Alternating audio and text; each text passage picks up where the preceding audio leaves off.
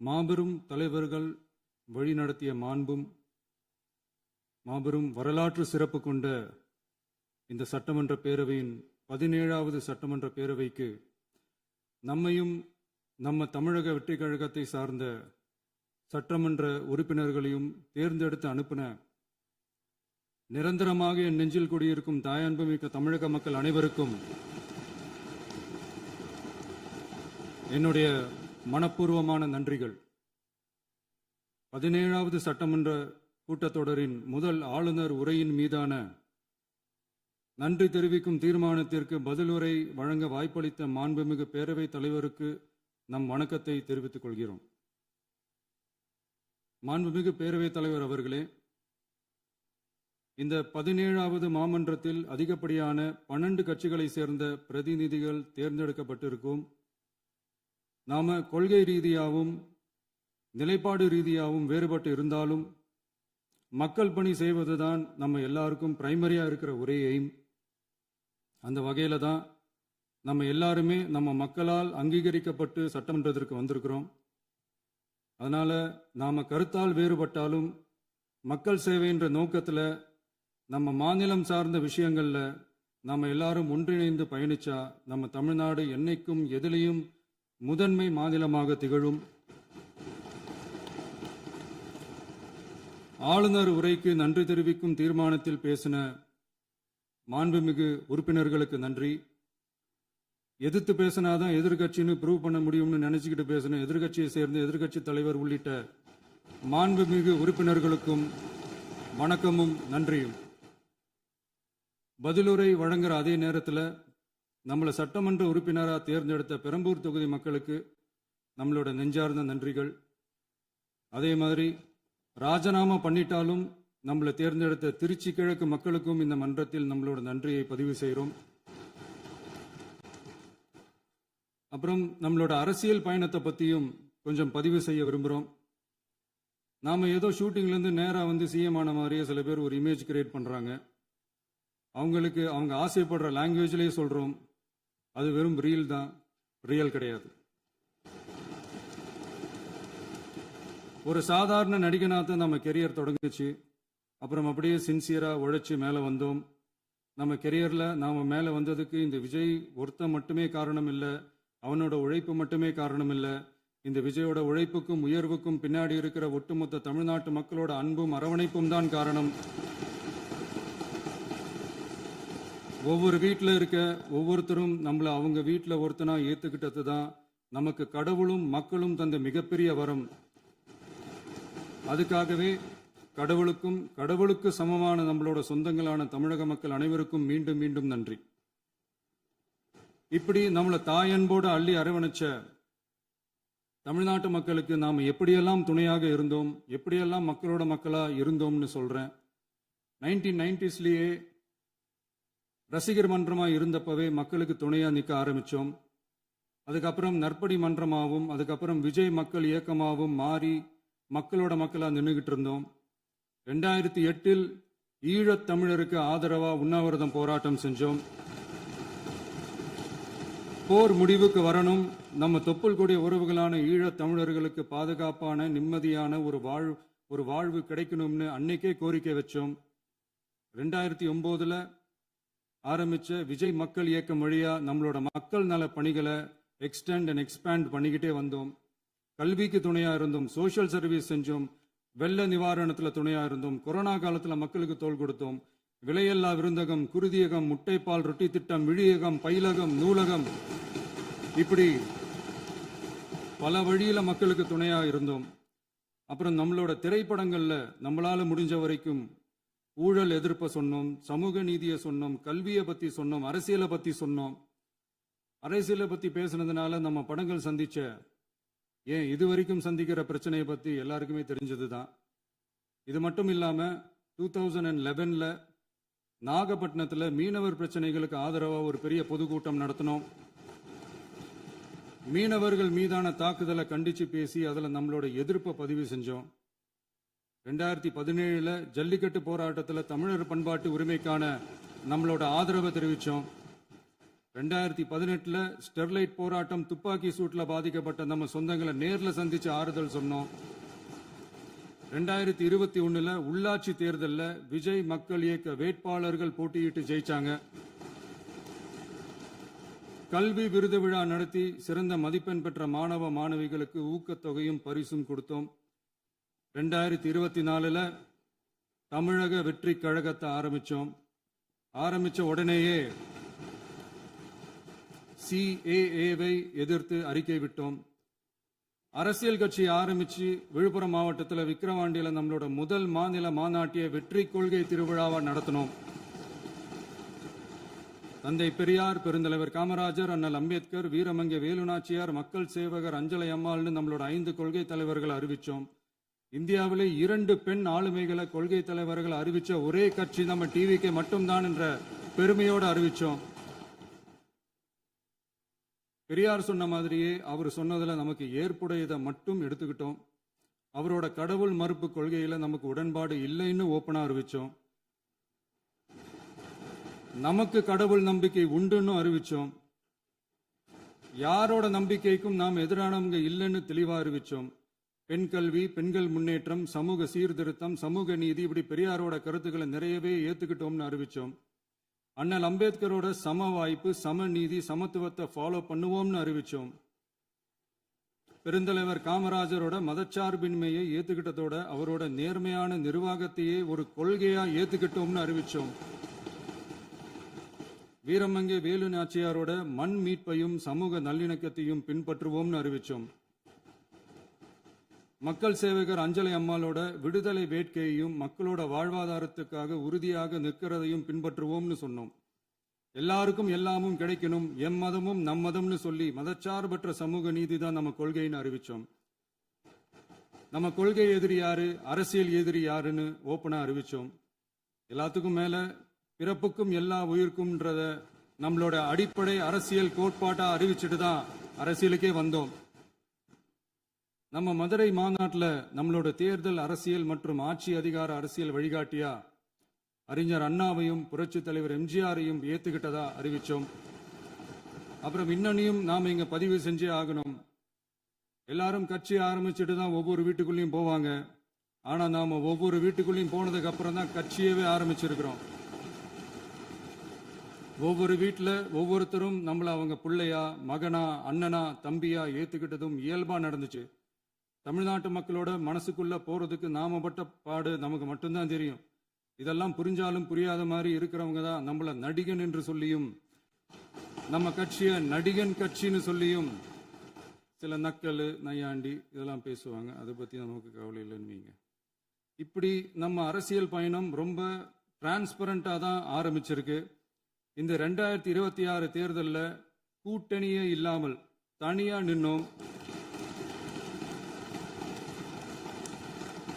மக்கள் நம்மள தெளிவா புரிஞ்சுக்கிட்டதாலையும் நம்ம டிவிகே தோழர்களோட உழைப்பாலையும் நாம 35% வாக்குகளை வாங்கினோம். 1,72,00,000 வாக்குகளோட தமிழ்நாட்டிலேயே தனி பெரும் கட்சியா வந்தோம். தமிழக மக்களாலையும் நம்மளோட ஆதரவு இயக்கங்களாலையும் இதோ இன்னைக்கு இங்க நம்ம டிவிகே ஆளும் கட்சியா உட்கார்ந்துருக்கிறோம். இந்த ஆளும் கட்சியா ஆனதும் அவ்வளவு சாதாரணமாலாம் நடந்துடல. 2.25 வருஷத்துல ஆட்சிக்கு வந்துட்டீங்கன்னு ரொம்ப கிண்டலா கேலியா சிலர் பேசுறாங்க.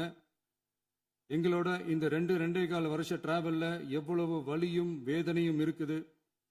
நம்மளோட மக்கள் சந்திப்புக்கே அவ்வளவு இடையூறு, அவ்வளவு தடைகள், ஊர் உலகத்துல யாருக்கும் இல்லாத ஒன்னா நமக்கு மட்டுமே தனியா ஸ்பெஷலா எக்ஸ்க்ளூசிவா நிறைய நிபந்தனைகள், நெருக்கடிகள், கட்டுப்பாடுகள், நம்மளை சந்திக்க வர்ற மக்களுக்கு சரியான பாதுகாப்பு இல்லாம, நம்ம கூட்ட நிகழ்ச்சிக்கு போதுமான பாதுகாப்பு இல்லாமன்னு இன்னும் வெளியே சொல்ல முடியாத நிறைய சூழ்ச்சிகள் எல்லாத்தையும் தாண்டி தான் நாம் இந்த இடத்துக்கு வந்திருக்கிறோம். But still miles to go. நம்ம டிராவல்ல எல்லாத்துக்கும் உச்சமா நம்மளோட சொந்தங்கள், நம்மளோட உறவுகள், 41 பேர் கரூர் சம்பவத்தில் இழந்த வேதனை எல்லாம் எப்படி சொல்றதுனே தெரியல. நம்ம மனசை விட்டு என்னைக்கும் அந்த வலியும் வேதனையும் நீங்கவே நீங்காது. அதுலயும் நம்ம மேலேயே பழி போட்ட கொடுமையெல்லாம் இருக்கும் பாருங்க, அதெல்லாம் வேற லெவலுங்க. என்னத்துக்கு அப்படியெல்லாம் செஞ்சாங்கன்னு தெரியல. அரசியல்னா இப்படியெல்லாம் கொடூரமா இருக்கணுமா என்ன? சரி விடுங்க. இந்த விஜய் இவனோட மக்களுக்காக எதையும் தாங்க தயாராகிட்டான். இவ்வளவு பெயின்ஃபுல்லான நம்ம பொலிட்டிக்கல் டிராவல்ல நம்மளோட மிகப்பெரிய ஆறுதலும் பலமும் என்ன தெரியுமா? என் நெஞ்சில் குடியிருக்கும் என்னோட தமிழ்நாட்டு மக்களும் என் உயிருக்கு உயிரான என்னோட தோழர்களும் தான். அவங்களோட பலத்தால தான். அன்னைக்கு 1967ல முன்னாள் முதல்வர் மாண்புமிகு அறிஞர் அண்ணா அவர்கள் தலைமையில் அமைஞ்ச சாமானியர்களோட ஆட்சி மாதிரி 1977ல முன்னாள் முதல்வர் மாண்புமிகு புரட்சி தலைவர் எம்ஜிஆர் அவர்கள் தலைமையில் அமைஞ்ச மிக சாமானியர்களோட ஆட்சி மாதிரி இதோ இன்னைக்கு அதே வரிசையில 2026 சட்டமன்ற தேர்தல்ல இந்த விஜயோட தோழர்கள் இடம்பெற்ற ஒரு மிக மிக சாமானியர்களின் ஆட்சி அமைஞ்சிருக்கு. வாகை சூடும் வரலாறு திரும்பி இருக்கிறது. இப்படி ஒரு தீர்ப்பை மக்கள் அளிச்சதுனால தான் தமிழக வரலாற்றில் ஒரு மகத்தான கூட்டணி ஆட்சியை நாம் அமைச்சிருக்கிறோம். இளைஞர்களால என்ன செய்ய முடியும், பெண்களால என்ன செய்ய முடியும்னு கேட்டவங்களுக்கான பதில் தான் இன்னைக்கு அமைஞ்சிருக்கிற நம்ம ஆட்சி. ஒரே ஒரு குடும்பம் மட்டும் முக்கியம்னு சொல்றது நம்மளோட ஆட்சி அதிகார அரசியல் இல்ல. தமிழ்நாட்டில் இருக்கிற ஒவ்வொரு குடும்பமும் முக்கியம்னு சொல்றது தான் நம்ம அரசியல். நம்மளோட ஆட்சி அதிகாரம் அதான் நம்மளோட மனசாட்சி உள்ள மக்கள் ஆட்சி. இந்த 2026 தேர்தலில் யாராலும் உடைக்கவே முடியாதுன்னு சொன்ன மதத்தை உடைச்சோம், சாதியை உடைச்சோம், முக்கியமா காசு கொடுத்து ஓட்டு வாங்குற ஒரு நச்சு கலாச்சாரத்தையே சுக்கு நூறா தூள் தூளா உடைச்சிருந்தோம். நாம கிளீன் கவர்னன்ஸ் அண்ட் குட் கவர்னன்ஸ்ல உறுதியா இருக்கிறோம். இப்ப மட்டும் இல்ல, எப்பவுமே இப்படிதான் இருப்போம். இதுல 100% இது உண்மைன்றதுனால தான் பாரம்பரியமான தினத்தந்தி பத்திரிகை ஊழலின் ஊற்றுக்கண் அடைக்கப்படுகிறதுன்னு 16/6/2026 அன்னைக்கு ஒரு தலையங்கமே எழுதியிருக்கு. ஒரு தவறு செய்தால் அது தெரிந்து செய்தால் அவன் தேவன் என்றாலும் விடமாட்டேன் என்று எம்ஜிஆர் அன்று பாடினார். அதை இன்று விஜய் செயலில் காட்டுகிறார்னு அந்த எடிட்டோரியல்ல எழுதியிருக்கு. இந்த நேரத்தில் தினத்தந்திக்கு நம்மளோட நன்றியை தெரிவிச்சுக்கிறோம். அரசியலுக்கு வந்து 2 வருஷம் தான் ஆகுது. உங்களுக்கு என்ன தெரியும், உங்களால என்ன முடியும்னு கேலியா கேட்டவங்களுக்கு தினத்தந்தியோட பதிலை இப்போதைக்கு போதும்னு நினைக்கிறேன். என்னென்னமோ செய்வான்னு சொல்றானே இந்த விஜய், பல வருஷமா இருக்கிற ஒரு பதவி வெறி பிடிச்ச அரசியலை உடைச்சி எப்படி செய்வான்னு நம்ம மக்களை யோசிச்சிருவாங்க. இதோ இப்போ நம்ம மக்களுக்கு புரிஞ்சிருக்கும். இப்பவும் சொல்றோம், இது வெறும் ஆரம்பம் தாங்க. இந்த மாபெரும் சபையிலிருந்து கேட்கிற மக்களே, நமக்கு கொஞ்சம் அவகாசம் கொடுங்க. இதுக்கு முன்னாடி, அதாவது 2017 கடைசியில இருந்து 2026 ஏப்ரல் வரைக்கும் இருந்த புண்ணியவான்கள் ஆட்சியில ஒவ்வொரு டிபார்ட்மெண்ட்லயும் போட்ட ஏராளமான ஓட்டைகளை அடைச்சிக்கிட்டே படிப்படியா மக்களுக்கு நல்லதையும் செஞ்சுக்கிட்டே வருவோம். அதனாலதான் நமக்கு எதிரா யாரோ சேரவே மாட்டாங்கன்னு நினைச்சவங்க எல்லாம் ஒன்னா சேர்றாங்க. நம்ம ஆட்சிக்கு டேட்டு குறிக்கிறாங்க.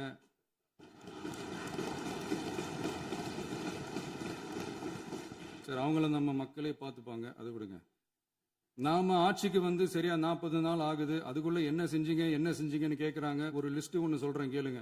பெண்கள் பாதுகாப்புக்காக சிங்கப்பெண் சிறப்பு படை, 200 யூனிட் வரை கட்டணமில்லா மின்சாரம், போதைப் பொருள் ஒழிப்புக்காக தனிப்படை, குறுவை நெல் சாகுபடியை ஊக்குவிப்பதற்காக 134.83 கோடி சிறப்பு தொகுப்பு திட்டம், வழிபாட்டு தலம், ஸ்கூல், பஸ் ஸ்டாண்டுன்னு அதுக்கு பக்கத்தில் இருக்கிற 717 மதுபான கடைகள் மூடப்பட்டன. அங்க வேலையில் இருந்தவர்களுக்கு வேறு கடைகளில் வேலை, கவனிக்கப்படாமல் விடப்பட்ட அம்மா உணவகங்கள் புதுப்பிக்கப்பட்டன. பத்திரப்பதிவு துறையில் பகல் கொள்ளைக்கு புல் ஸ்டாப் வைக்கப்பட்டுள்ளது. வருகையில்லா ஆவண பதிவு முறை கொண்டு வர உத்தேசிக்கப்பட்டு செயல்பாட்டில் உள்ளது. அரசு மற்றும் தனியார் மருத்துவமனையில் ஸ்கேன் மையங்களில் கருவுறுவதற்கு முன் மற்றும் பின் ஏற்படும் தவறுகளை கண்காணிக்கவும், மருத்துவ நிறுவனம் முறைப்படுத்தும் சட்ட விதிகள் பின்பற்றப்படுகிறதா என கண்காணிக்கவும், மருத்துவ மற்றும் ஊரக பணிகள் இயக்கத்தின் பயன்பாட்டிற்காக 40 புதிய வாகனங்கள் வழங்கப்பட்டுள்ளது. கூட்டுறவு வங்கியின் ஏழை எளிய மக்கள் வாங்கிய கடனுக்கு முதல் முத்தாய்ப்பாக ரூபாய் 2045 கோடி தள்ளுபடி வழங்கி ஆணையிடப்பட்டுள்ளது. ஒன்றிய அரசிடம் கேட்டுக்கொண்டதற்கிணங்க கடந்த 2 வருடமாக நிறுத்தி வைக்கப்பட்ட இருந்த ஜல் ஜீவன் மிஷன் திட்டம் புதுப்பிக்கப்பட்டு ஜல் ஜீவன் மிஷன் திட்டம் 2.0 நடைமுறைக்கு கொண்டு வரப்பட்டுள்ளது. 18,500 கோடி அளவில் உறுதியளிக்கப்பட்ட காஞ்சிபுரம் மாவட்டத்தில் மைய விரிவாக்க திட்டம், கோயம்புத்தூரில் மின்னணு பொருட்கள் மற்றும் மின்னணு அமைப்புகள் உற்பத்தி திட்டம், மற்றும் திருவள்ளூர் மாவட்டத்தில் காட்டுப்பள்ளி LNT கப்பல் கட்டும் தளம் விரிவாக்க திட்டத்திற்கு ஒப்பந்தங்கள் போடப்பட்டுள்ளன. அனைத்து நிர்வாக நடவடிக்கைகளும் மின்னணு முறையில் மாற்றம் கொண்டு வர நடவடிக்கை எடுக்கப்பட்டு வருகிறது. சட்டவிரோத கல்குவாரி மற்றும் அனுமதியின்றி கனிமங்களை எடுத்துச் செல்வது தடுக்கப்பட்டுள்ளது. பல்வேறு குவாரிகள் சீல் வைக்கப்பட்டுள்ளன. கனிமங்களை கண்காணிப்பது, எல்லைகளை நிர்ணயிப்பது மற்றும் ஆளில்லா விமானம் மூலம் அளவீடு செய்வது போன்றவற்றை செயல்படுத்துவதற்கான பணிகள் மேற்கொள்ளப்பட்டு வருகின்றன. அனைத்து துறைகளிலும் அலுவலர் தலையீடு இல்லாமல் லஞ்ச லாவண்யமற்ற தமிழகத்தை உருவாக்க அனைத்து நடவடிக்கைகளும் முடுக்கிவிடப்பட்டுள்ளது. இதெல்லாம் சாம்பிள் தான், இன்னும் இருக்கு. இந்த வெறும் 40 நாளுக்குள்ளேயே இவ்வளவு செஞ்சிருக்கோம்னா இனி வர்ற நாட்கள்ல கொஞ்சம் கொஞ்சமா படிப்படியா ஸ்டெடியா உழைச்சி லஞ்ச லாவண்யம் இல்லாத, ஊழல் இல்லாத, பெண்களுக்கு பாதுகாப்பான, சுதந்திரமான, டிரான்ஸ்பரண்டான தமிழ்நாட்டை நம்ம சொந்தங்களான தமிழக மக்களுக்கு தர்றது தான் நம்மளோட ஒன் அண்ட் ஒன்லி டார்கெட். கண்டிப்பா அதை நிறைவேற்றியே காட்டுவோம். 8 கோடி மக்கள் நம்மளோட இருக்கிறப்போ ஏங்க அதை செய்ய முடியாது? மாண்புமிகு பேரவைத் தலைவர் அவர்களே, தமிழ்நாட்டின் கருவூலம் எப்படி திசை மாறி உருமாறி தேய்ந்து ஓய்ந்து கிடைக்கிறதுன்னு சொன்னாங்க. திசை மாறி உருமாறி தேய்ந்து ஓய்ந்துன்னு வசனம் மாதிரி ரைமிங்கா இல்லாம வளமான இலக்கியமா இதே சபையில பேசினவங்களோட திறமையான ஆட்சியில நடந்த நிதி மேலாண்மையை பத்தி வெள்ளை அறிக்கையா வெளியிட்டோம். வெள்ளை அறிக்கை வந்ததிலிருந்தே கண்ணை கட்டுதுங்க. அந்த காலத்துல தான் பிள்ளையோ பிள்ளை, தொல்லையோ தொல்லைன்னு சொன்னாங்க. அதே மாதிரி தாங்க அவங்க ஆட்சியாலையும் அவங்களாலையும் இன்னைக்கு தமிழ்நாட்டுக்கே தொல்லையோ தொல்லை. இப்படி ஒரு நிலைமையை உண்டாக்கி வச்சுட்டு இவங்க சொல்றாங்க நமக்கு ஆட்சி செய்ய தெரியாதுன்னு. நம்ம அமைச்சர்களுக்கும் நம்ம சட்டமன்ற உறுப்பினர்களுக்கும் ஒன்னும் தெரியாதுன்னு. ஆமாங்க, எங்களுக்கு தெரியாதுதான். எங்க சட்டமன்ற உறுப்பினர்களுக்கும் அமைச்சர்களுக்கும் மக்கள் பணி செய்ய தெரிஞ்ச அளவுக்கு மக்கள் பணத்தை சுருட்ட தெரியாதுதான்.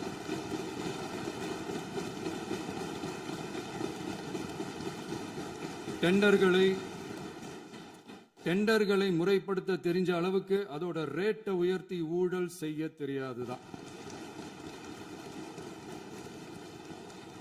பதவி உயர்வு வழங்கவும் பணி இடமாற்றம் கலந்தாய்வு நடத்தவும் தெரியுமே தவிர பதவி உயர்வுக்கும் பணியிட மாற்றத்திற்கும் பணம் பறிக்க தெரியாதுதான்.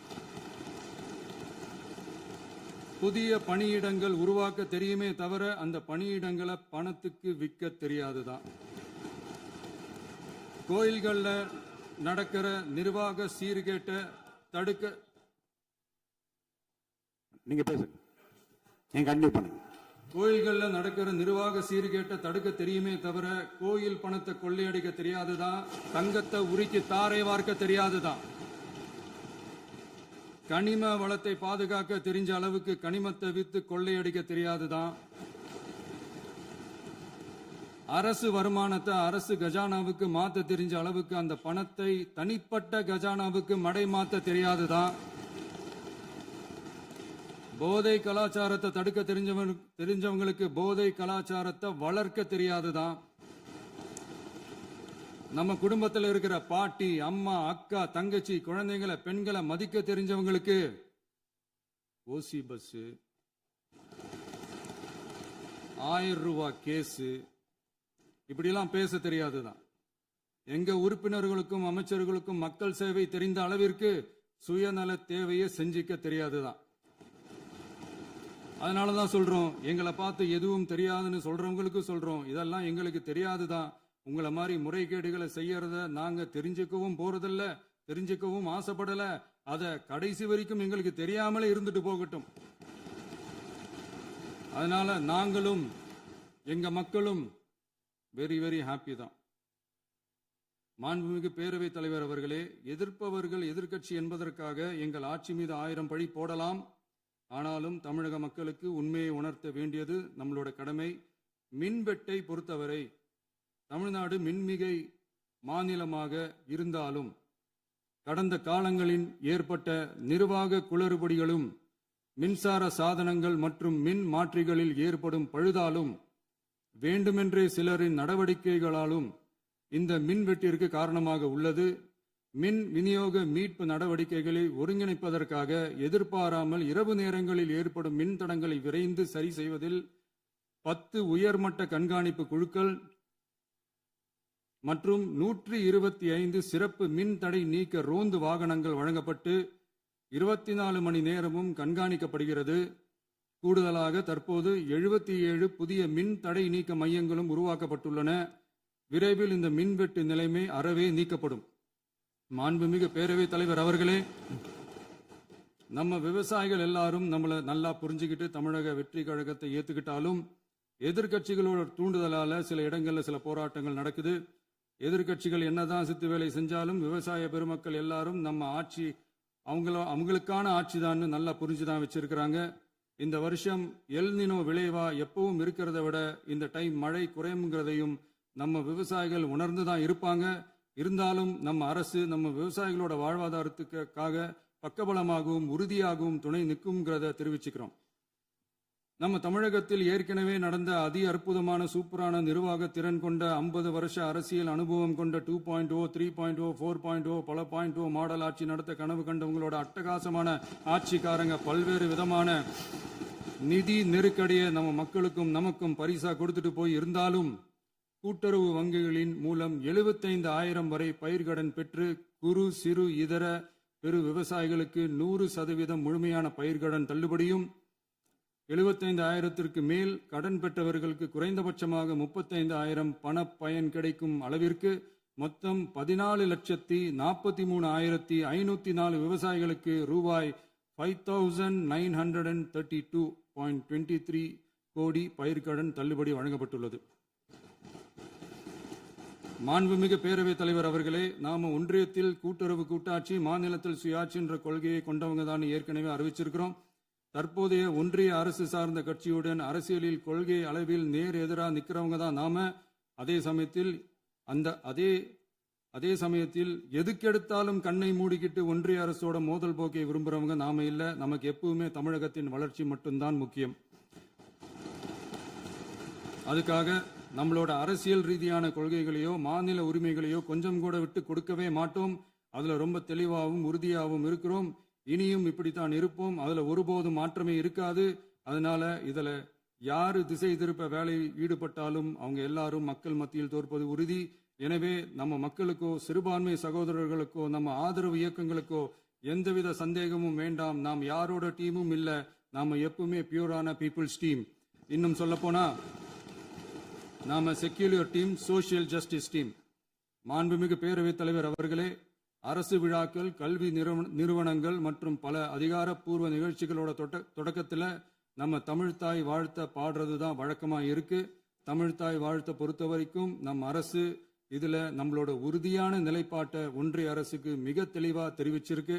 அது இல்லாம இதில் மாநில அரசின் கொள்கைக்கு ஏற்ப ஒன்றிய அரசின் அறிவிக்கையில் திருத்தம் மேற்கொள்ள கோரிக்கையும் விடுக்கப்பட்டுள்ளது. நீட் தேர்வை பொறுத்தவரை கிராமப்புற மற்றும் பொருளாதார ரீதியாக பின்தங்கிய மாணவர்களுக்கு சமமான வாய்ப்பை வழங்குவதில்லை. மருத்துவ கல்வியில் சமூக நீதி மற்றும் சம வாய்ப்பை நீட் பாதிக்கிறது என்பதை உணர்கிறோம். எனவே மருத்துவ படிப்புகளுக்கான சேர்க்கையை 12ஆம் வகுப்பு மதிப்பெண்களின் அடிப்படையில் நடத்த வேண்டும் என்று நமது அரசு வலியுறுத்தி வருகிறது. மத்திய அரசிடம் நீட்டிலிருந்து தமிழ்நாட்டிற்கு விலக்கு வழங்க வேண்டும் என்று கோரிக்கை விடுத்துள்ளது. மாண்புமிகு பேரவைத் தலைவர் அவர்களே, பேரறிஞர் அண்ணா அவர்கள் தலைமையிலான அரசு 1968 இருமொழி கொள்கையை நடைமுறைப்படுத்தியது. தமிழ் ஆட்சி மொழி, தமிழ் மொழியை பாதுகாப்பது, மாணவர்களுக்கு ஆங்கிலத்தின் மூலம் உலக அளவிலான வாய்ப்புகளை வழங்குவது, எந்த ஒரு மொழியையும் கட்டாயமாக திணிப்பதை தவிர்ப்பது மற்றும் எதிர்ப்பது, நிலத்தின் மொழி மற்றும் பண்பாட்டு அடையாளத்தை பேணுவது என்பதை நம் தமிழக வெற்றிக் கழக ஆட்சி ஏற்றுக்கொண்டுள்ளது. எனவே தமிழ்நாட்டில் தமிழ் ஆட்சி மொழி மற்றும் இருமொழி கொள்கை என்பதில் நமக்கு மாற்று கருத்தே இல்லை.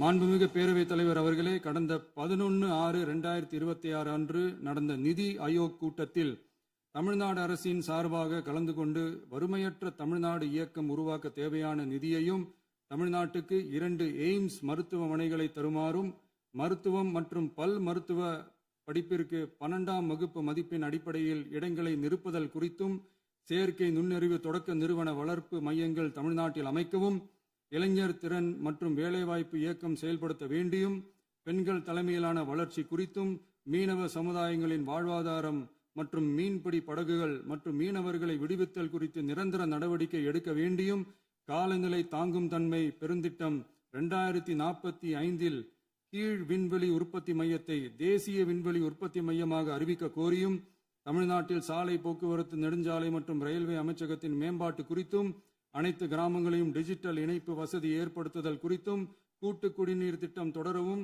அரசின் விழாக்களில் தமிழ்தாய் வாழ்த்துக்கான முதலிடத்திற்கான கோரிக்கையும், மேகதாது அணை கட்டுமான நிறுத்தத்தை உறுதிப்படுத்தவும், மாநிலத்தின் மீது மும்மொழி கொள்கையை வற்புறுத்தாமல் புதிய கல்விக் கொள்கையை திணிக்காமல் தமிழகத்திற்கான கல்வித்தொகை ரூபாய் 3284 கோடியை விடுவிக்க கோரியும், ஆண்டுதோறும் 5 லட்சம் இளைஞர்களுக்கு உதவித்தொகையுடன் கூடிய பணியினை தொழில்நுட்ப பயிற்சி வழங்க ஒத்துழைப்பு வழங்குமாறும், ஒகேனக்கல் 3ஆம் கட்ட கூட்டு குடிநீர் திட்டத்திற்கான நிதி ரூபாய் 2283.40 விடுவிக்கவும், வேலை வாய்ப்பு மற்றும் வாழ்வாதாரத்துக்கான உத்தரவாத திட்டத்தின் கீழ் வேலை வாய்ப்புகளை உருவாக்க உடனடி நடவடிக்கை மேற்கொள்ள வேண்டியும் மற்றும் திருக்குறளை தேசிய இலக்கியமாக அறிவிக்குமாறும் தமிழ்நாடு சார்பில் பேசியுள்ளோம் என்பதை தெரிவித்துக் கொள்கிறோம்.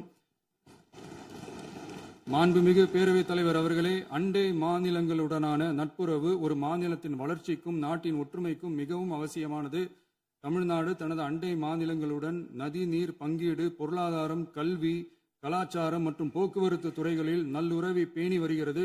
பரஸ்பர மரியாதை, ஒத்துழைப்பு மற்றும் கூட்டாட்சி தத்துவத்தின் அடிப்படையில் அண்டை மாநிலங்களுடனான நட்புறவை வலுப்படுத்தவும் நமது ஆட்சியில் காக்கப்படுகிறது. மாண்புமிகு பேரவைத் தலைவர் அவர்களே, சட்டம் ஒழுங்கை பற்றி பேச்சு வந்தது. சட்டம் ஒழுங்கு சரியா இருக்கணும் அப்படின்றதுல எங்களுக்கு மாற்று கருத்தே கிடையாது. கண்டிப்பா லா அண்ட் ஆர்டர் கரெக்டா இருக்கணும், கரெக்டா இருக்கும், இருக்க வைப்போம். அதே மாதிரி பெண்கள் பாதிக்கப்படுறதையும் இங்க யாராலையும் சகிச்சிக்கவே முடியாது. அதுக்கான கடுமையான நடவடிக்கைகள் நம்ம அரசு எடுத்துக்கிட்டு இருக்கிறோம். இந்த சிங்கப்பெண் சிறப்பு அதிரடி படை கூட அதுக்கான ஒரு ஃபர்ஸ்ட் ஸ்டெப் தான். அதே மாதிரி இந்த போதைப் பொருள் நடமாட்டம், அதை கண்ட்ரோல் பண்றதுக்கும் நம்ம அரசு கடுமையான நடவடிக்கைகள் எடுத்துக்கிட்டு இருக்கிறோம். அதையும் கண்டினியூ பண்ணி எடுப்போம். மாண்புமிகு பேரவைத் தலைவர் அவர்களே, இப்போ நான் சொன்ன இந்த பிரச்சனைகள்லாம் 2026 போன மாதம் மே மாதம் 10ஆம் தேதி புதுசாக வந்துடல. இதெல்லாம் பல வருஷமா இருக்கிற பிரச்சனைகள் தான், பல வருஷமா கண்டுக்காம விட்ட பிரச்சனைகள் தான். இன்னைக்கு எதிர்கட்சிக்காரங்க அதை பற்றி கேட்கும் போது எனக்கு அது அக்கறையா தெரியல, அவதூறு அரசியலாக தான் தெரியுது, பழி போடுற அரசியலாக தான் தெரியுது. இப்படி அவதூறு பழி போடுறவங்கள பார்த்து ஒன்று தான் கேட்கணும்னு தோணுது. கடந்த 9-10 மாசமா நம்ம ஸ்டேட்ல சட்டம் ஒழுங்கு டிஜிபியே இல்லை. சட்டம் ஒழுங்கு டிஜிபியை போடுங்கன்னு சொல்லி எல்லாம் ஓஞ்சி போயிட்டோம். போன ஆட்சியில் நடந்ததுக்கெல்லாம் இப்பதான் விடையே கண்டுபிடிக்கிறோம் நம்ம ஆட்சியில்.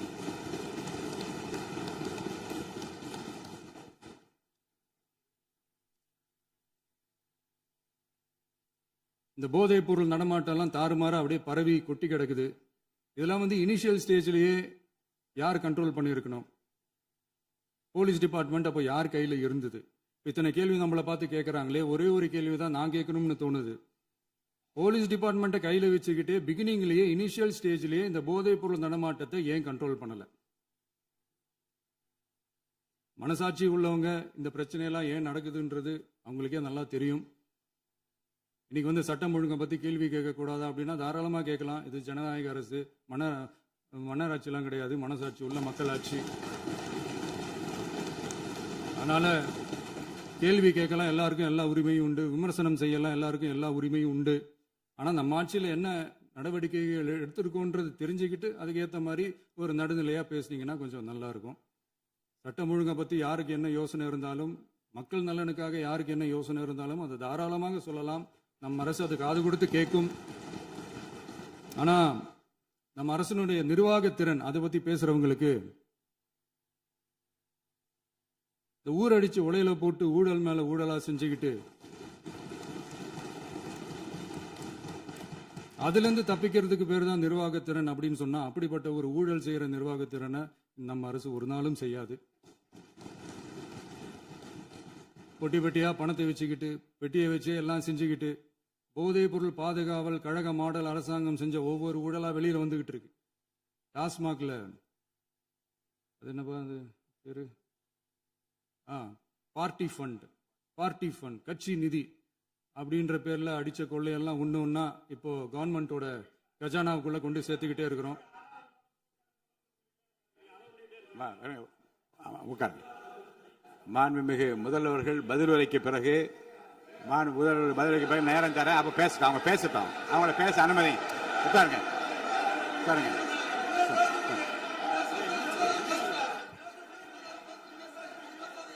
மாண்புமிகு அலோவ் பண்றேன் உட்காருங்க. மாண்பு உறுப்பினர்கள் நீங்க இங்க உட்காருங்க, அமைதியா உட்காரு. நீங்க எல்லாம் உட்காருங்க. உட்காருங்க உட்காருங்க. மாண்புமிகு நீங்க எல்லாரும் உட்காருங்க உட்காருங்க உட்காருங்க உட்காருங்க உட்காருங்க. அமைதியா உட்காருங்க. இருங்க உட்காருங்க. அப்புறம் நீங்க என்ன உட்காருங்க. நான் கொடுக்க உட்காருங்க. நான் பாயிண்ட் ஆஃப் வர கொடுங்க. நான் கொடுக்குறேன். உட்காருங்க உட்காருங்க உட்காருங்க உட்காருங்க உட்காருங்க உட்காருங்க உட்காருங்க உட்காருங்க உட்காருங்க உட்காருங்க உட்காருங்க. மாண்புமிகு முதல்வர் அவர்கள் கோர்வையாக நிதானமாக சொல்லிக்கொண்டே இருக்கிறார். நீங்க குறிப்பெடுத்து வைத்துக் கொள்ளுங்கள். பேசி முடித்தவுடன் நான் உங்களுக்கு அவகாசம் தருகிறேன். நீங்க ஒன்னு ஒன்னா சொல்லுங்க, என்ன என்பது நீங்க சொல்லுங்க. உங்க சொல்லுகிற வாய்ப்பை நான் உங்களுக்கு தருகிறேன். இப்போது மாண்புமிகு முதலமைச்சர் உங்கள் உரையை தொடரலாம்.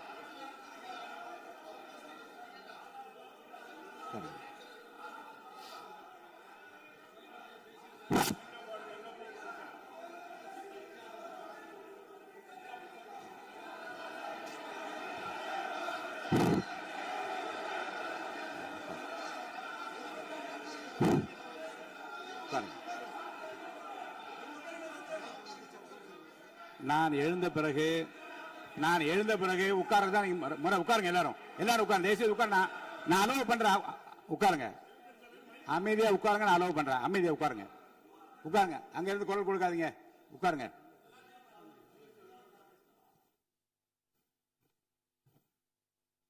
இனிமையான இந்த விவாதத்தில் இதுவரை குறுக்கீடுகள் இல்லாமல்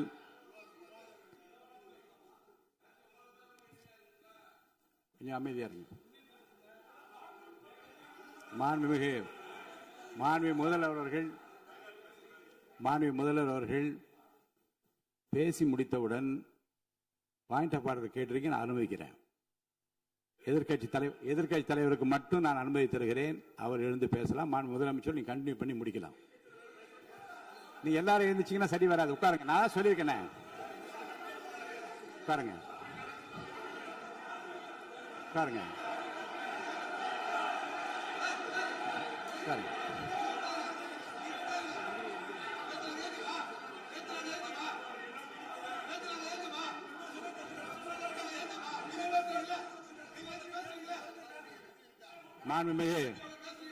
மாண்பு உறுப்பினர் அமைதி காக்க வேண்டும். நேற்று எதிர்க்கட்சி தலைவர் பேசுகிற போதும் அவர் பேசுகிற எல்லாவற்றுக்கும் நான் அனுமதி அளித்தேன். அதில் பாயிண்ட் ஆஃப் கேளுங்க. அந்த விவாதத்தில் கேளுங்க. இப்போதும் மாண்புமிகு முதலமைச்சர் அவர் பேசி முடித்த பிறகு நான் உங்களுக்கு அதுக்குரிய அவகாசத்தை தருகிறேன். நீங்க கேள்வி கேளுங்க. கேட்கிற உரிமையும் விளக்கத்தை பெற்றுக்கொள்ள உரிமை உங்களுக்கு இருக்கிறது. அதற்கு அவகாசம் நான் தருகிறேன்.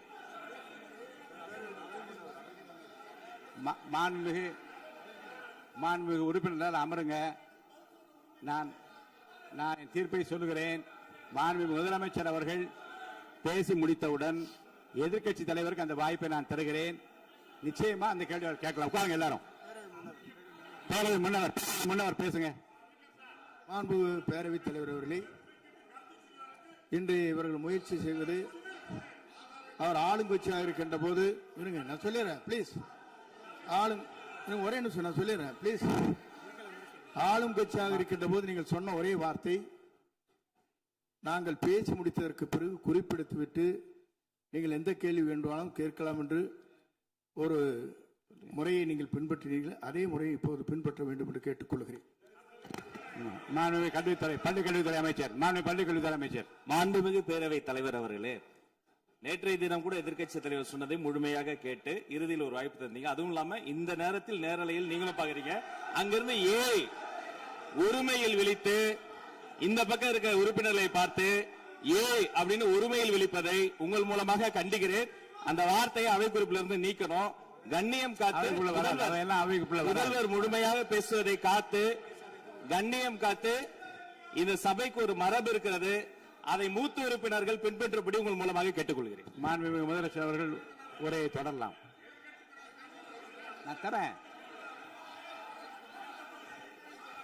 நான் உறுதியாக மாண்புமிகு முதலமைச்சர் அவர்கள் பேசி முடித்தவுடன் எதிர்க்கட்சி தலைவருக்கு அந்த வாய்ப்பு தரப்படும் என்பதை உறுதியாக சொல்லிவிட்டேன். இடையிலே குறுக்கீடு செய்யாமல் அந்த பேச்சு முழுமையாக பேசி முடிக்க நீங்கள் அனுமதி வழங்க வேண்டும் என்று கேட்டுக்கொள்கிறேன். அமைதியா உட்காருங்க. அவங்க பேசி முடிக்கட்டும், நீங்க கேளுங்க. நான் என்ன சொல்றேன், கேட்கிற உரிமையும் விளக்கத்தை கேட்டு பெற உரிமை உங்களுக்கு இருக்கிறது. ஆனா இடையிலே குறுக்கீடு செய்யாமல் அதை முடிக்கும்படி நான் கேட்டுக்கொள்கிறேன். மாண்புமிகு முதலமைச்சர் அவர்கள் தொடர்ந்து நீங்க பேசலாம்.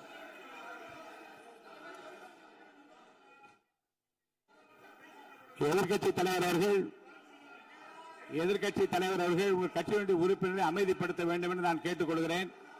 உங்களுக்கு வாய்ப்பு தரவில்லை என்றால் அவர் எழுந்து நிற்பதில் நியாயம் இருக்கிறது. வாய்ப்பு தரப்போகிறேன். மாண்புமிகு முதலமைச்சர் அவர்கள் பேசி முடித்தவுடன் உங்களுக்கு வாய்ப்பு தரப்படும். அது வரைக்கும் உங்களுடைய உறுப்பினரை அமைதி காக்க நீங்கள் தான் பார்த்துக் கொள்ள வேண்டும். மாண்புமிகு அவை முன்னவர். மாண்புமிகு பேரவைத் தலைவர் அவர்களே, அவர் அப்போது சொன்னது வேறு, இப்போது நடந்து கொள்கிற முறைகள் வேறாக இருக்கிறது.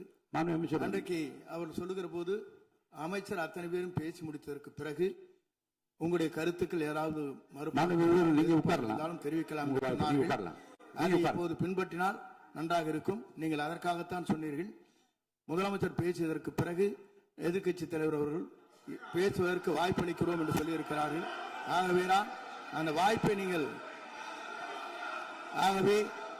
இல்ல அது பதில் சொல்லணும்னு கேட்டிருக்காங்க. பதில் சொல்லணும் சொல்லியிருக்காங்க. பதில் சொல்லினா தங்க பிரச்சனை இல்ல. அப்படி இல்ல.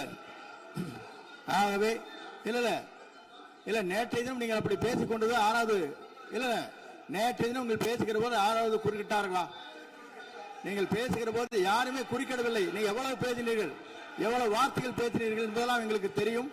யாருமே அதில் குறுக்கிடவில்லை. இது முதலமைச்சர், எங்கள் முதலமைச்சர் எதிர்க்கட்சி தலைவர் பேசுகிறவர் யாரும் குறுக்கிட வேண்டாம் என்று சொன்னார்கள். அதை நாங்கள் பின்பற்றினோம். ஆனால் இன்றைக்கு நீங்கள் பின்பற்றவில்லை என்றால் வேதனையாக இருக்கிறார். முன்னவர் நேற்று எதிர்க்கட்சி தலைவர் பேசுகிற போது அடுக்கடுக்காக குற்றச்சாட்டுல வைத்தார். இப்போ அதற்குரிய மாண்புமிகு பொதுப்பணித்துறை அமைச்சர் கூட காலையில் அலுவலகத்தை சந்தித்து அவர்கள் சாட்டிய குற்றச்சாட்டுகளுக்கெல்லாம் ஆதாரங்களை எல்லாம் நான் கொண்டு வந்திருக்கிறேன் என்று சொன்னேன். நான் நேற்று அந்த விஷயம் நேற்றோடு முடிந்து விட்டது. ஆதாரங்களை கொடுங்கள். தக்க நேரத்தில் இதை பற்றி சொல்ல வேண்டிய நேர்ந்தால் நான் இதெல்லாம் ஆய்வு செய்து உரிய நேரத்தில் அவை குறிப்பிட்டு ஏற்றுவதற்கு முன்பாக அவரிடம் காட்டி அதற்கு பிறகு அதை பற்றி முடிவெடுக்கும் என்று நான் சொன்னேன். இப்போதும் சொல்லுகிறேன், மாண்பு முதலமைச்சர் அவர்கள் பேசிக் கொண்டிருக்கிறார். பேசி முடிக்கட்டும். எதிர்க்கட்சி தலைவருக்கு உறுதியாக நான் வாய்ப்பு தருவேன். அவர் கேள்விகளை முன்வைக்கலாம், விளக்கங்களை பெறலாம். இப்போதைக்கு பேரவைத் தலைவர் என்ற முறையில் என்னுடைய முடிவு இதுதான். அவையில் இருக்கக்கூடிய உறுப்பினர்கள் அமரும்படி நான் கேட்டுக்கொள்கிறேன்.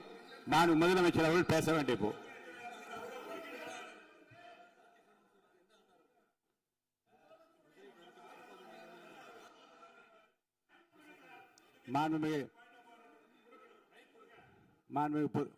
இருங்க.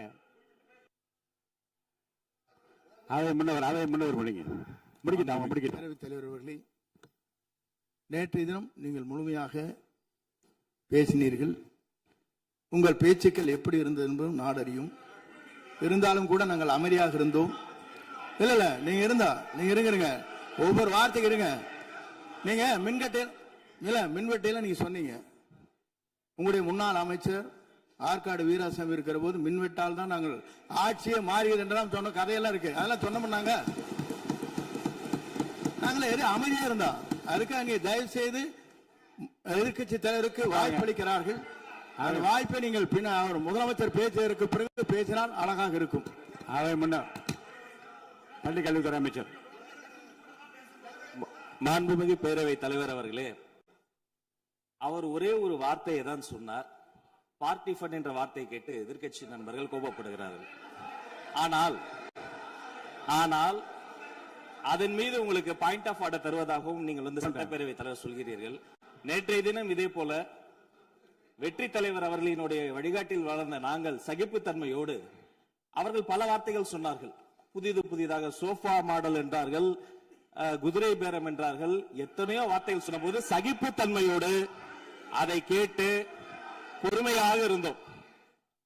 இவர்கள் குதிரை பேரம் எல்லாம் அவைக்குள் நீக்கப்பட்டு விட்டது. சரி, சோஃபா மாடல் என்று சொன்னார்கள். ஆதாரம் கேட்டு இப்படி எழுந்து நாங்கள் கொந்தளிக்காமல் ஒரு சட்டமன்றத்தில் ஒரு உறுப்பினர் எப்படி நடந்து கொள்ள வேண்டும் என்பதற்கு எடுத்துக்காட்டாக தமிழக வெற்றி கழகத்தின் உறுப்பினர்கள் நடந்து கொண்டார்கள். இப்போது மதிப்பிற்குரிய எதிர்க்கட்சி தலைவர் அவர்களே, உங்கள் ஊடாக நான் கேட்பது என்னவென்றால், அவர்களினுடைய கட்சி உறுப்பினர்களை அவர் அமைதிப்படுத்தி முதல்வர் அவர்கள் உரையை முழுமையாக கேட்டு சகிப்புத்தன்மைக்கு சட்டமன்றத்தில் இந்த பக்கம் மட்டுமல்ல அந்த பக்கமும் எடுத்துக்காட்டாக இருப்பதற்கு அவர் வழிவகை செய்ய வேண்டும் என்று உங்கள் மூலமாக கேட்டுக்கொள்கிறேன். பொதுப்பணித்துறை அமைச்சர்.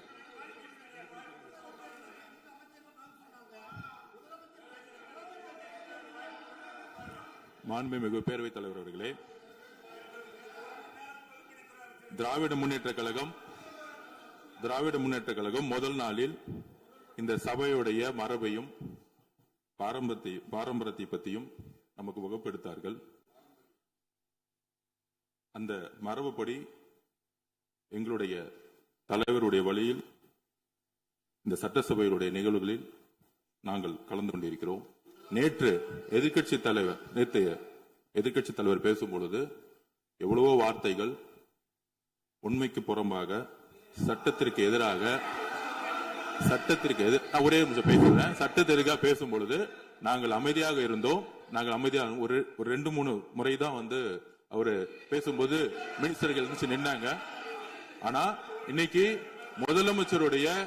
மாண்புமிகு முதலமைச்சருடைய முதல் உரை, கடந்த 4 நாட்களாக திராவிட முன்னேற்ற கழகம் முதலமைச்சர் ஏன் பேசலன்னு சொல்லிட்டே இருந்தாங்க. இன்னைக்கு பேச ஆரம்பிச்ச உடனே அவர் சொன்ன வார்த்தை பார்ட்டி ஃபண்ட் சொன்னார். எந்த பார்ட்டின்னு சொல்ல. ஆனா அந்த வார்த்தைகள் சொல்லி முடிஞ்ச உடனே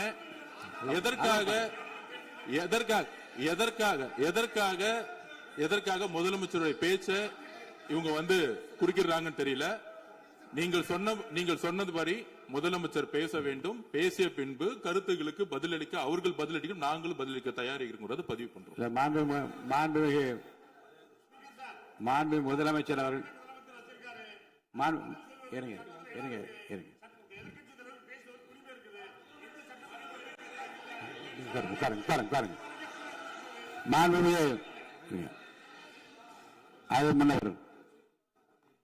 மரபு இருக்கிறது, எப்போது வேணும் பாயிண்ட் ஆஃப் ஆர்டர் இருக்கலாம். இருந்தாலும் கூட நீங்க அந்த மரபை நீங்க கடைபிடித்தீங்களா உங்க ஆட்சியில?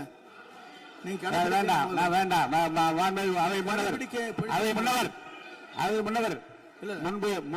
முன்பு எப்படி நடந்தால் என்பதை பற்றியோ முன்பு நடந்த நிகழ்வுகள் பற்றியோ நீங்கள் சொல்லி மீண்டும் மீண்டும் இந்த அவையினுடைய மாண்பை குறைக்க வேண்டாம் என்று நான் கேட்டுக்கொள்வது வேண்டாம். இப்போது உள்ள பிரச்சனை, மாண்பு முதலமைச்சர் அவர்கள் தன்னுடைய பேச்சை உறுதி செய்து முடிக்க வேண்டும். அவர் முடித்த பிறகு எதிர்க்கட்சி தலைவருக்கு நான் நிச்சயமாக வாய்ப்பு தருவேன். அவர் கேள்வி கணக்குகளை தொடுக்கலாம், சந்தேகங்களை கேட்கலாம். விளக்கம் தருவதற்கு மாண்பு முதலமைச்சர் அவர்கள் தயாராக இருக்கின்ற அமைதியாக என்னை அமரும்படி நான் கேட்டுக்கொள்கிறேன். இப்போ நான் அனுமதிக்க முடியாது. மாண்பு முதலமைச்சர் உரையை தொடரலாம்.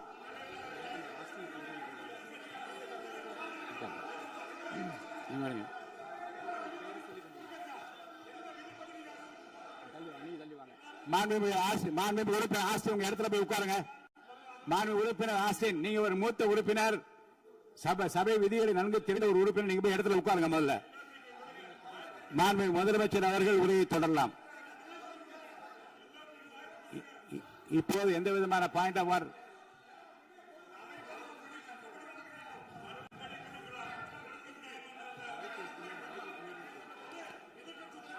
நான் வாய்ப்பு இல்லை என்று சொன்னால் நீ எழுந்து நிற்பதிலே நியாயம் இருக்கிறது.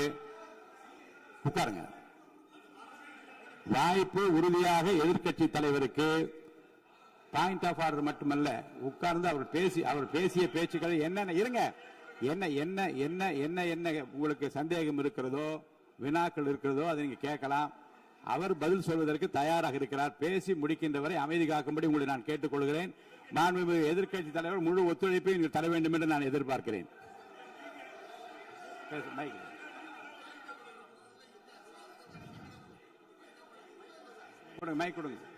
மாண்புமிகு எதிர்க்கட்சி தலைவர், பேரவைத் தலைவர், நீங்க உட்காருங்க. நேற்று நான் பேசும்போது சில அமைச்சர்கள் குறுக்கிட்டு பேசினாங்க. அதற்கு நீங்க அனுமதி கொடுத்தீங்க.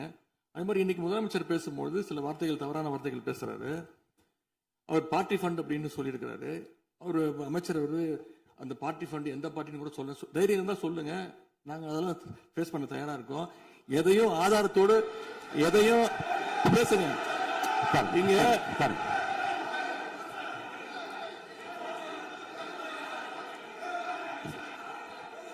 அது மாதிரி பேரவைத் தலைவர் அவர்களே, நேற்று நான் பேசி முடிஞ்சோடனே நீங்க அவை முடிஞ்சிருச்சுன்னு சொல்லிட்டீங்க. நாங்கெல்லாம் வீட்டுக்கு போயிட்டோம்.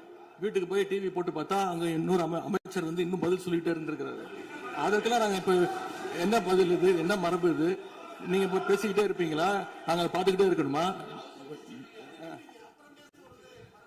அதே மாதிரி இன்னைக்கு முதலமைச்சர் அவர்கள் பேசும்போது நாங்களும் அமைதியா கேட்டுட்டு தான் இருந்தோம். ஆனா சில கருத்துக்கள் அவர் பேசும்போது அதை நாங்க அனுமதிக்க முடியாது.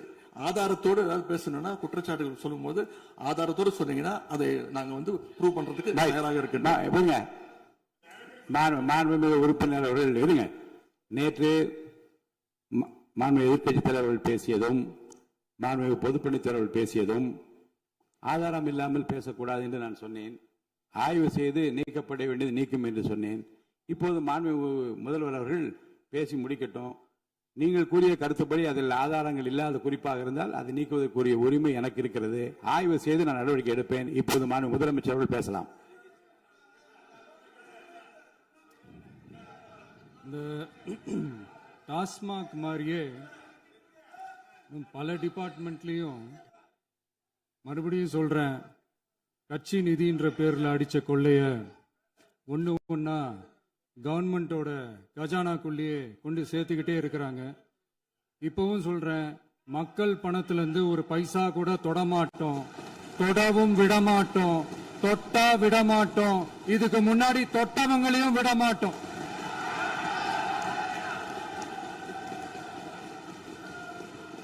ஒவ்வொரு ஊழலா வெளியில வரும் போலே, ஒவ்வொரு வேஷமா கலைஞ்சிரும் போலே, இங்க இருக்கிற நிறைய பேரு நடுங்கி போய் இதுல நம்ம மேல அவதூறு வேற. இப்ப புதுசா ஒரு வெப்பன் ஒண்ணு கொண்டு வந்திருக்காங்க. அது என்ன தெரியுமா? அவங்க தயவால தான் நம்ம ஆட்சி நடக்குதாம். மக்கள் தயவால இந்த ஆட்சி நடந்துகிட்டு இருக்கு. மனசாட்சி உள்ள சக்திகளோட ஆதரவால இந்த ஆட்சி நடந்துகிட்டு இருக்கு. நாங்க தான் அனுப்பி வச்சோம் அப்படின்றாங்களே. அனுப்பி வச்சவங்களுக்கு மினிஸ்ட்ரியில இடம் கொடுத்தா ஏன் கதறீங்க? ஏன் இவ்வளவு கோவம்? ஏன் இவ்வளவு கதறல்ஸ்? இதுல இன்னொரு முக்கியமான விஷயம், மார்க்சிஸ்ட் கம்யூனிஸ்ட் கட்சி நமக்கு ஆதரவு கொடுத்தது சுயேட்சையா எடுத்த முடிவுன்னு சொல்றாங்க. அதே மாதிரி இந்திய கம்யூனிஸ்ட் கட்சி நமக்கு ஆதரவு கொடுத்தது சுயேட்சையா எடுத்த முடிவுன்னு சொல்றாங்க. இதுல எங்க இருந்து நாங்க தான் அனுப்பி வச்சோம்னா புரியலையே. மக்களுக்கு நல்லா புரியும். எல்லாத்தையும் தெளிவா பார்த்துக்கிட்டு இருக்கிறாங்க.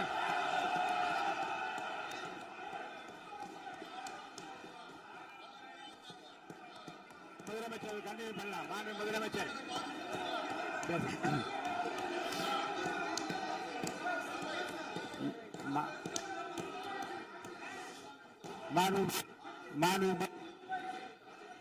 முதலமைச்சர் கண்டினியூ பண்ணலாம்.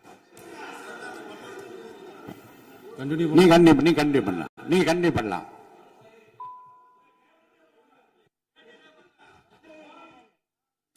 இந்த சமூக நீதி அரசுன்னு சொல்றவங்களை பார்த்து கேட்கிறேன், நம்ம பட்டியலின சகோதரர்களுக்கு எத்தனை அமைச்சர் பதவி கொடுத்தீங்கன்னு கொஞ்சம் சொல்ல முடியுமா? ஆனா நம்மளுடைய அரசுல 8 அமைச்சர் பதவிகள் யாருக்கு? நம்ம பட்டியலின சகோதரர்களுக்கு. எல்லாம் நம்ம அண்ணன், நம்ம தம்பி, நம்ம தங்கச்சிங்க. அண்ணல் அம்பேத்கர் அவர்களுடைய கிட்டத்தட்ட 100 ஆண்டு கால கனவு இப்ப நிறைவேறி இருக்கு. நான் ஏன் கொஞ்சம் சவுண்டா பேசுறேன் அப்படின்னா அவங்களுக்கு கேட்கணுன்றதுக்காக தப்பா எடுத்துக்காது. அதே மாதிரி பெண்களோட பாதுகாவலர் நாங்க தான் அப்படின்னு சொல்லிக்கிறவங்களை கேட்கிறேன், எத்தனை பெண்களுக்கு அமைச்சர் பதவியில இடம் கொடுத்தீங்க கொஞ்சம் சொல்ல முடியுமா? எங்க அரசுல 4 சகோதரிகளுக்கு அமைச்சர் பதவி கொடுத்திருக்கிறோம்.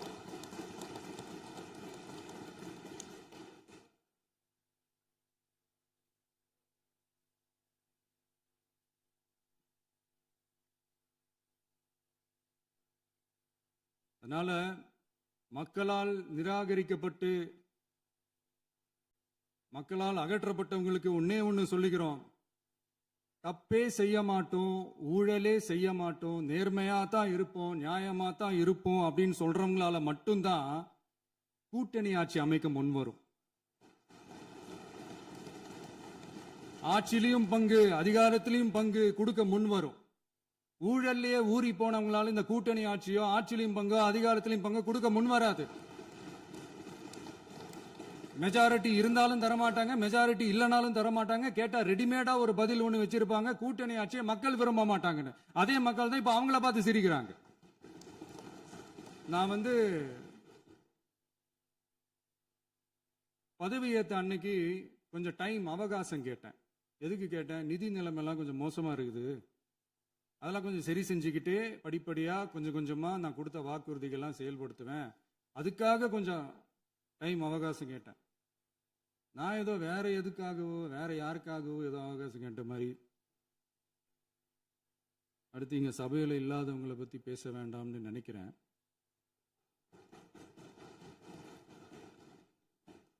இங்க நம்மளை பத்தி அவதூறு பரப்புறதோட மட்டும் இல்லாம இப்ப நம்ம மக்கள் மேலேயும் அவதூறு பரப்ப ஆரம்பிச்சிட்டாங்க. மக்கள் நமக்கு ஓட்டு போட்டது தப்பான், குடும்பம் குடும்பமா நமக்கு ஆதரிச்சது தப்பான். இது இப்ப இல்ல, நான் சொல்றது எம்ஜிஆர் அவர்கள் காலத்திலிருந்தே. அப்பவே அவர் ஜெயிச்சப்போ அதே மக்களை தப்பு தப்பா பேசுறது. மக்கள் என்ன பண்ணிட்டாங்க, எம்ஜிஆர் என்ன பண்ணிட்டாரு, எம்ஜிஆர் என்ன இது பண்ணிட்டாரு. 50 வருஷமா ஒரே டெக்னிக்கா.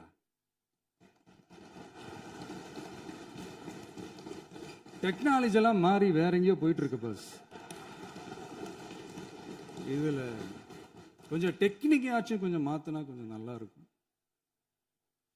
அதனால மக்களுக்கு யூஸ்ஃபுல்லா இருக்கிற மாதிரி இந்த ஆக்கப்பூர்வமான கருத்துக்களோ ஆக்கப்பூர்வமான யோசனைகளோ இருந்தா சொல்லுங்க, அதை நாங்க டெஃபரெண்டா எடுத்துக்கிறோம். ஆனா அதை விட்டுட்டு இந்த நக்கலு நையாண்டி சம்பந்தம் இல்லாத பேச்சு இதெல்லாம் பேசிட்டு அப்புறம் முதல்வர் பதில் சொல்லல, முதல்வருக்கு பதில் சொல்ல தெரியல அப்படின்னா அப்புறம் என்ன சோஃபா மாடல் ஆட்சியா?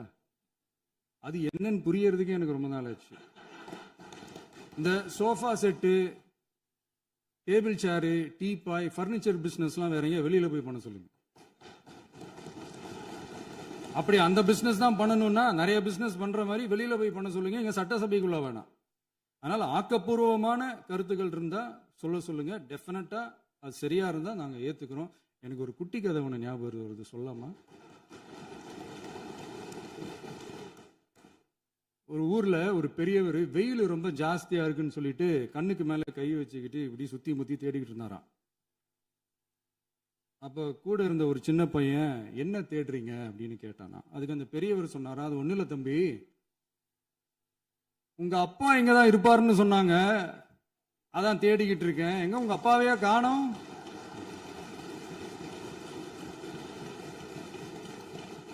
இல்ல அந்த எங்களுக்கும் நக்கலா நையாண்டியா சம்பந்தம் இல்லாத குட்டி கதை இதெல்லாம் எங்களுக்கும் பேச தெரியும். அந்த கதையில பெரியவர் அப்படி சொன்னாராம், தப்பா எடுத்துக்காதீங்க. அந்த கதையில பெரியவர் அப்படி கேட்டாராம். அதனால யாரும் இங்க டென்ஷன் ஆக வேணாம். அதனால இன்னொரு இந்த என்னுடைய உரையை முடிக்கிறதுக்கு முன்னாடி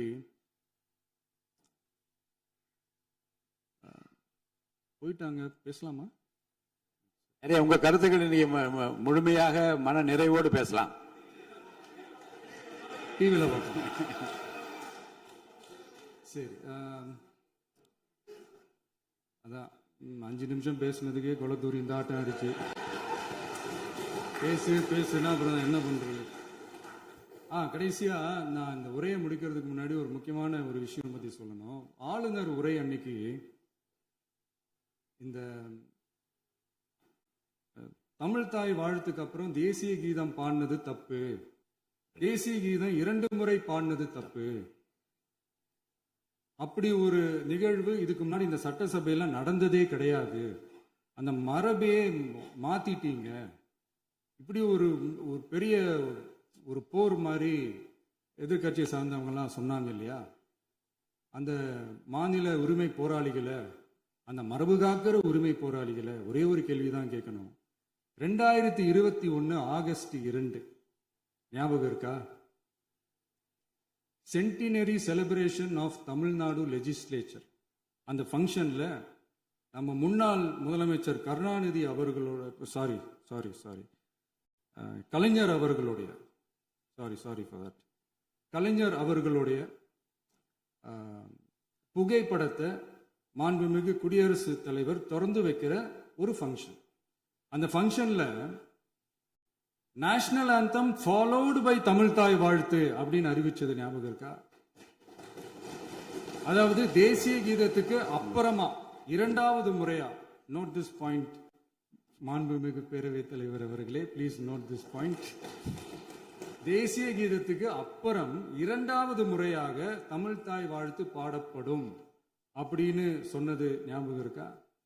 அதுவும் முத்தமிழ் அறிஞர் அப்படின்னு சொல்ற நம்ம கலைஞர் அவர்களுடைய அந்த புகைப்படம் வெளியிட்டு விழாவில் அவர் இருந்த இதே சபையில தமிழ இரண்டாவது இடத்துக்கு தள்ளினது யாருன்னு ஞாபகம் இருக்கா? அது மட்டும் இல்ல, அந்த தேசிய கீதத்தை நாட்டுப்பண் நேஷனல் ஆந்தம்னு சொல்லி அதே ஃபங்க்ஷன்ல கடைசியா ஃபங்க்ஷன் முடியும் போது செகண்ட் டைம் தேசிய கீதம் பாடினதும் ஞாபகம் இருக்கா? இதே அவையில் தான், அது அவை குறிப்பிலும் இருக்கிறது, இதே அவையில் தான் நடைபெற்றது. இந்த தக்க நேரத்தில் இந்த ஆதாரங்களை அளித்த மாண்பு முதல்வர்களுக்கு நன்றியை தெரிவித்துக் கொள்கிறேன். டவுட் இருந்தா இந்த புக்கை பார்த்து தெரிஞ்சுக்கலாம். அதனால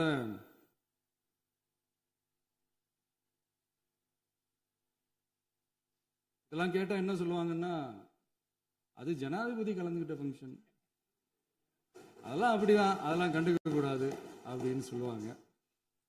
இதே மாதிரிதான் பேசுறது ஒண்ணு, செய்யறது ஒண்ணு, பேசுறது ஒண்ணு. இதெல்லாம் மக்கள் பார்த்துக்கிட்டு இருக்காங்க. எலெக்ஷனுக்கு முன்னாடி தான் அப்படி செஞ்சுக்கிட்டு இருந்தாங்க. இப்போ எலெக்ஷனுக்கு அப்புறம் அதே தான் செய்கிறாங்க. இந்த விஜயையும் சாமானியர்களின் உண்மையான சமூக நீதி அரசையும் அவமானப்படுத்துறதுக்கு தான் அவங்களோட அந்த பொலிட்டிக்கல் சீனியாரிட்டி அது பயன்படுத்துது போல. சரி, செய்யட்டும், நல்லா செய்யட்டும். இப்போ ஆனாலும் நம்மளுடைய மாநில உரிமை, மொழி உரிமை, உத்தம உத்தரர் போல வேஷம் போடுற எதிர்கட்சிக்கு ஒன்றை மட்டும் ஆணித்தரமாக சொல்றோம். உங்களை மாதிரி தமிழ்னு சொல்லிக்கிட்டு, மொழி, பண்பாடு, கலாச்சாரம்னு சொல்லிக்கிட்டு ரெட்டை வேஷம் போடுறவங்க நாங்க கிடையாது. உலகெங்கும் வாழும் என் தமிழ் சொந்தங்களுக்கு நம்முடைய உத்தரவாதம் தமிழ் தான் எங்க உயிர் நாடி அப்படின்றத மறக்க மாட்டோம். இப்பவும் சொல்றோம், மாநில உரிமையில எப்பவும் உறுதியா இருப்போம். அதே சமயத்துல அரசியல் வேற, ஒன்றிய மாநில அரசுகளுக்கு இடையே இருக்கிற நிர்வாக அணுகுமுறை வேற. இதுல நாங்க ரொம்ப தெளிவா இருக்கிறோம். அதனால எங்களுக்கு பாடம் எடுக்கிறதா நினைச்சுக்கிட்டு உங்க வேஷத்தை நீங்களே கொஞ்சம் கொஞ்சமா கலைச்சிக்கிட்டே வர்றீங்க, மறந்துடாதீங்க. அப்புறம் நேத்து எதிர்கட்சி தலைவர், மாண்புமிகு எதிர்கட்சி தலைவர் பேசும்போது நிறைய பேசினாங்க. அதுல ஒண்ணு மட்டும், அரசு சொல்றதா நினைச்சுக்கிட்டு நம்மளை இன்டைரக்டா ஈவில் அப்படின்ற அந்த வார்த்தையை யூஸ் பண்ணாங்க. எனக்கு ஒண்ணு தான் சொல்லணும்னு தோணுது. ஈவில்ஸ்னு டெவில்ஸ் பேசக்கூடாது.